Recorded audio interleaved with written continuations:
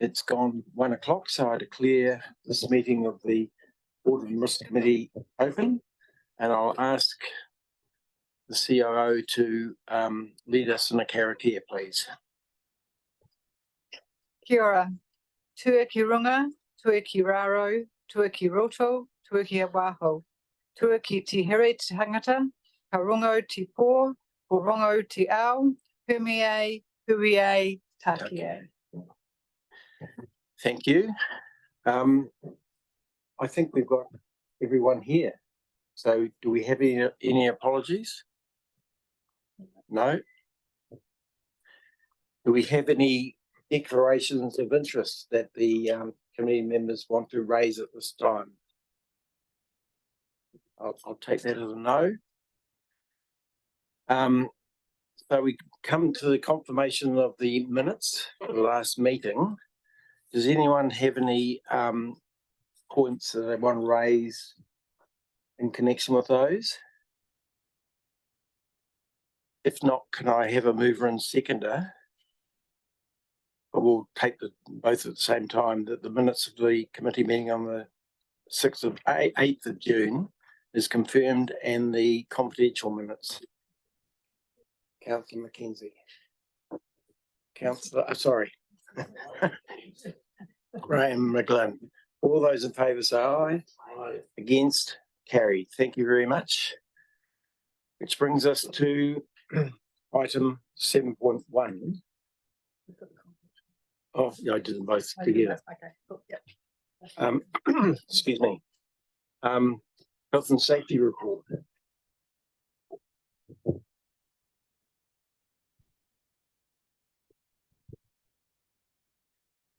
So just a quick summary of the health and safety report.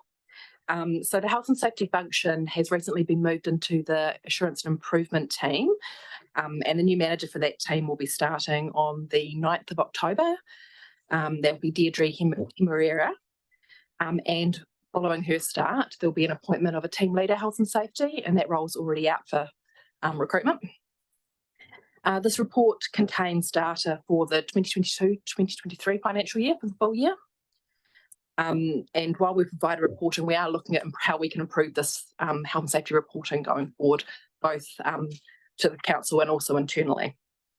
We've identified a few key risks, and one of those in particular, which I'm sure we've spoken to you before about, is the anti-government sentiment and the sovereign citizen movement.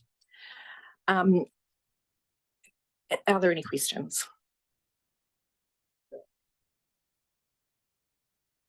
Christine. Thank you very much for your report through the chair. In the table on 5.2, this is on page 6. I just want to make sure I'm reading this report properly. So the first risk there is excessive workloads cause work-related stress that leads to serious injury or death. The residual rating is shown as extreme. Now, my understanding of residual ratings, that's the assessment of risk after mitigation actions are undertaken. So I want to check firstly if that's if you're using residual in that context. Yes, we are. However, and I did sort of allude to this, I believe, in the comments. So these are risks that we've put in the new risk software, which I also will talk about later in the audit risk report. But we've been adding these risks in, and we haven't done a full analysis. So there are things that we have done, and we need to properly calculate the residual risk, and so it is unlikely to be extreme. We just haven't adequately considered what those mitigations are and how well we've achieved them to determine. So I've left it as extreme in this case, but it's not extreme. All right, well, I can accept that. I mean, it does say, I guess, there in 5.2 that you've still got more work to do, but I do think that it's, you know, maybe a big draft or something might have been more appropriate, because I do think that that could be quite poorly misinterpreted. And obviously that would be a completely unacceptable situation to have that. So, I agree with you, Councillor McKenzie. I think we should treat that as preliminary and get them reported back at a subsequent meeting. Sure. Because it raises a question whether we should be undertaking those activities if there's such a gap. absolutely. Councillor Butler. Thank you. Yeah, just in relation to investigation of an event, I'm just wondering if you can enlighten me. I don't see any reference to a model that may be used for investigation. So say something happens, something goes wrong, and how do you have a system, or is it ad hoc with how you actually work through how the event happened, if something could have been done differently, and what could have been done differently? I mean, this is a sort of normal part of quality assurance, and it just doesn't appear in here. And I'm wondering, it may be that the good governance for directors may have may have a model in there for you to use, but I understand, well, my experience, there are a number. So I'm the acting assurance improvement manager. I'm not familiar enough with the health and safety function to know what model they're using. I can report back to you, perhaps in either in the next report on what we're using, or by email if that's appropriate. Yeah, that would be fine, and maybe just something in the report next time. Okay. Yep, that would be great. Thank you. Graham. Through you, Chair. On that same table under 5.2, we've got acceptable ratings. All is very low. What strikes me is, again, this is draft, but we need to carefully consider any mismatches that we are getting between residual rating and our acceptable rating. And it may be in some cases that very low might be right, in other cases it may not be appropriate there. So just again highlighting that we need to sit down and think. And the second point is that there's a lot of commentary out there on interpretation of the works occupational safety and health legislation at the moment, following on the back of the Whakaari White Island.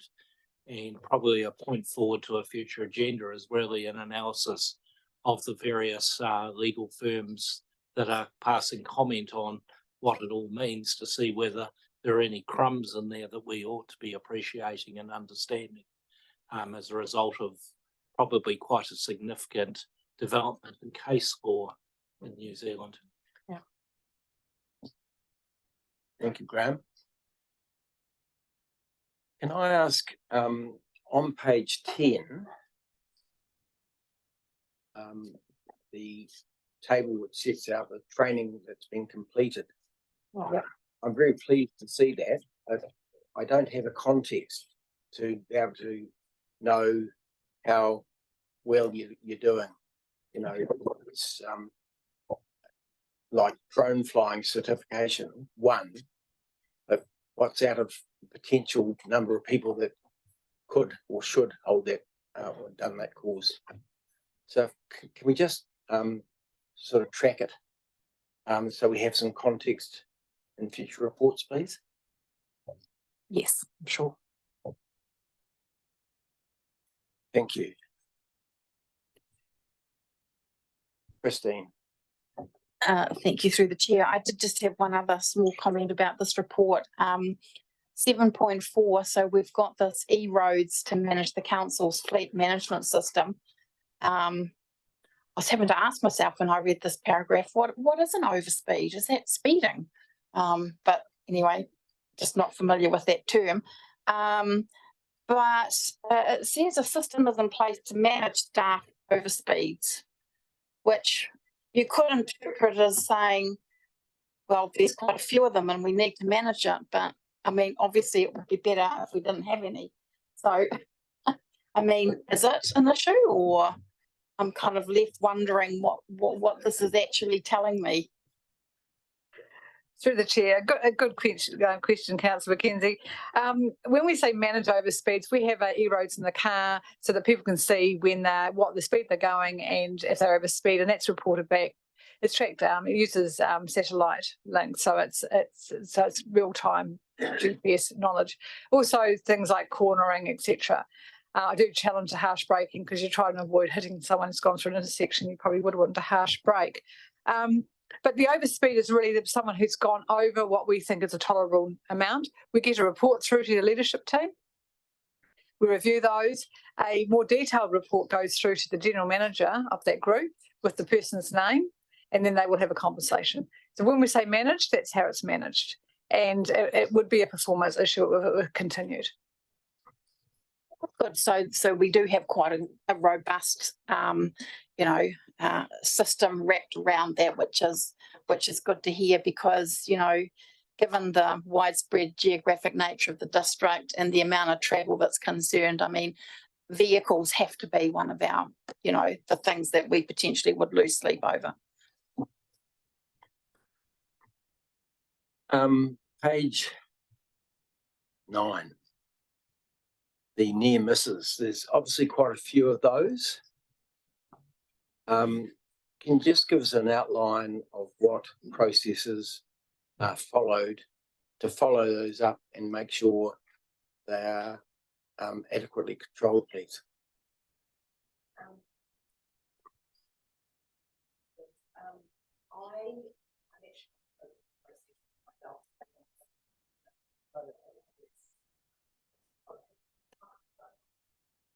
I'll have to follow up.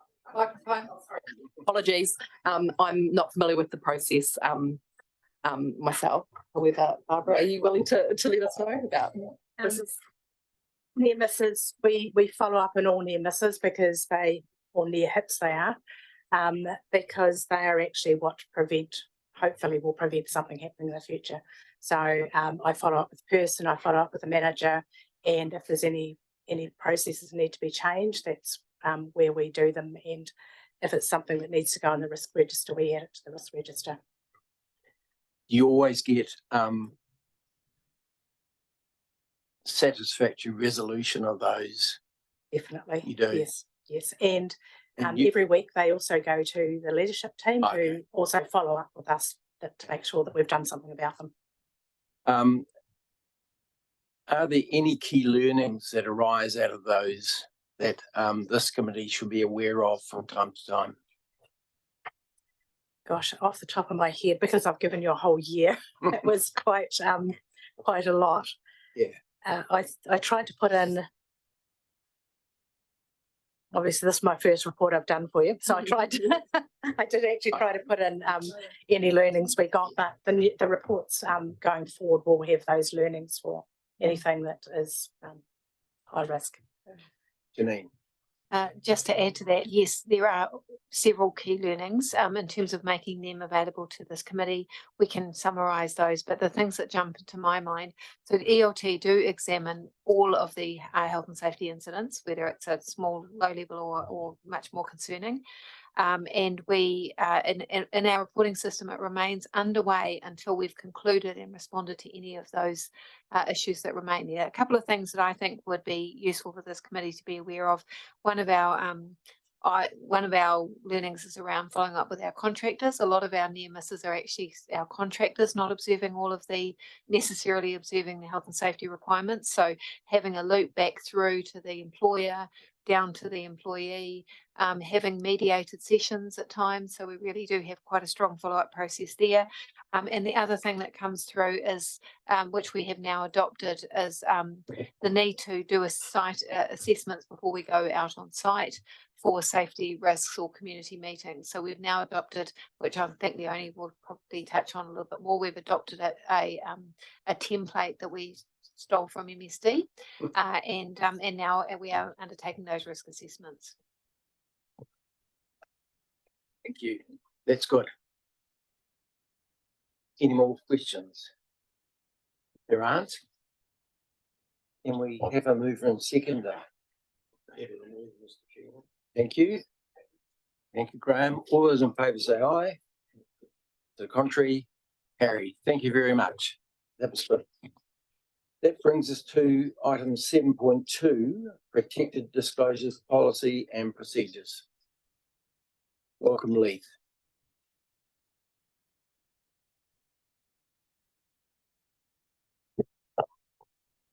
Tēnā koutou. I will take the report as read and available to answer any questions you may have. Questions?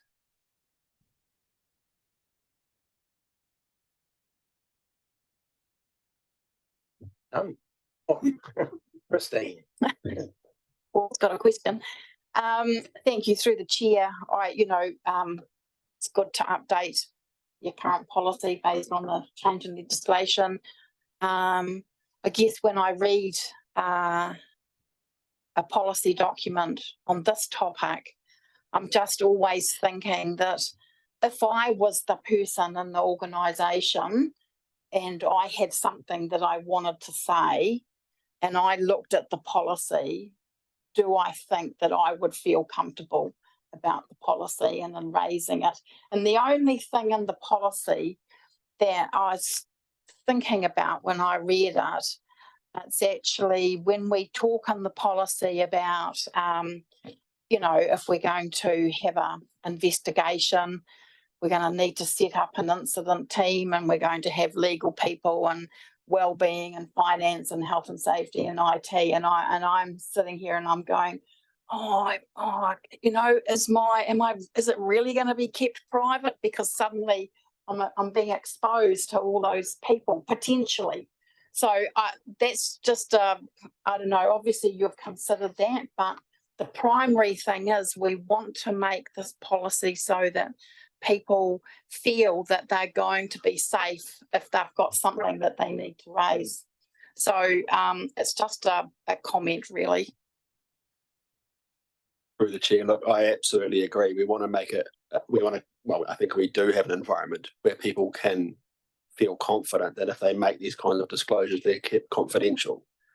But if for any reason they don't feel that, they always have the option of either an anonymous disclosure, which we've put a system to do, and they can report externally to someone like Ombudsman or police or whoever.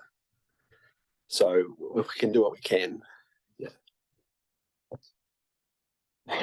I have heard of some councils where the Audit and Risk Committee has asked for the protected disclosures process to be tested.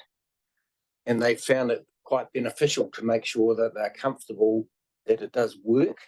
Because I think it's something that ARCs would place quite a lot of reliance. There's no point having a policy that doesn't work.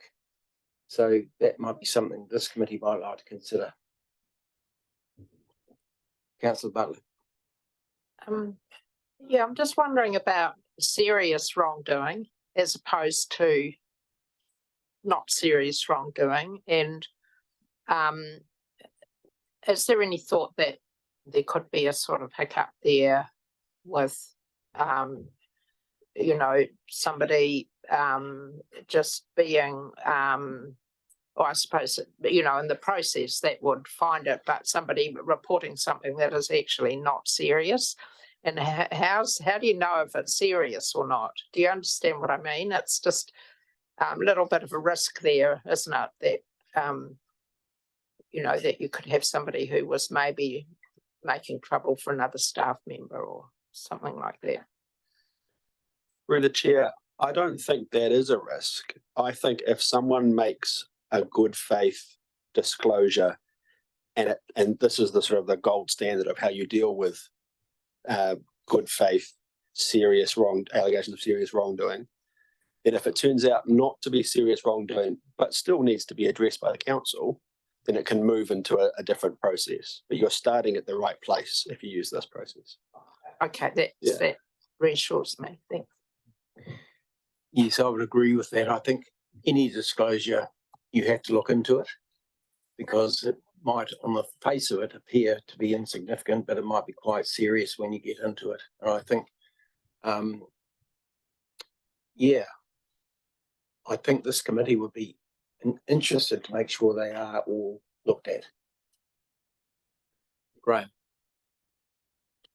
The Global Certified Fraud Examiners Association does a survey every couple of years, and the interesting thing is it is focusing on fraud as opposed to wider comments that might be caught by this policy.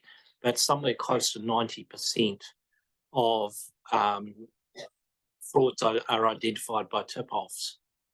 And similarly, I suspect with other potential wrongdoing. So it's really important that this process is there and is seen and understood by the staff to be appropriate. And one of the things I have seen is in a staff survey following an update of this is questions going in to say, would you actually be comfortable if something came to your mind to using the process to actually test it a little from that respect, that we're not screening them out because the process is seen to be too difficult, too hard, possible recriminations and all those things that this policy is designed to overcome.